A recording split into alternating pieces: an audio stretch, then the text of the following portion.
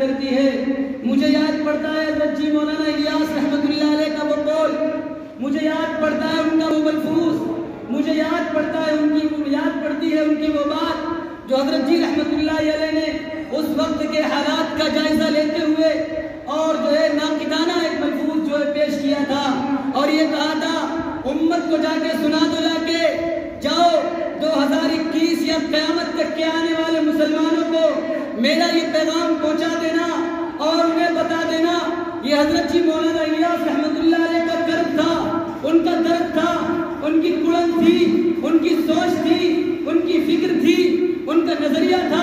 انہوں نے کہا تھا لگتا ہے مجھے اس آیت کی روشنی میں کہا ہوئے گا, لگتا ہے مجھے اس حدیث کی روشنی میں کہا ہوئے گا, اور یہ کہا تھا عوام کو بتا دو جا کر, اور انہیں بھی بتا دینا جو نیم ملا خطرے ایمان, نیم ڈاکٹر خطرے جان کے مصداق بنے ہوئے ہیں.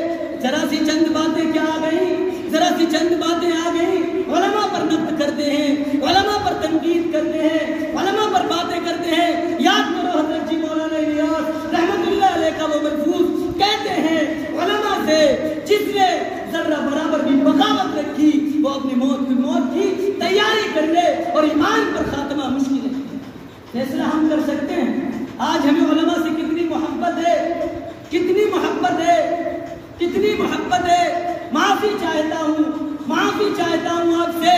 آپ اٹھا کر دیکھو, قرآن کو اٹھا کر دیکھو, رسول علیہ السلام کی زندگی اٹھا کر دیکھو, ان کے ملفوظات اٹھاؤ, ان کی احادیث اٹھاؤ. کوئی بھی چیز ہمارے اسلام کے اندر غیر مستند نہیں ہے.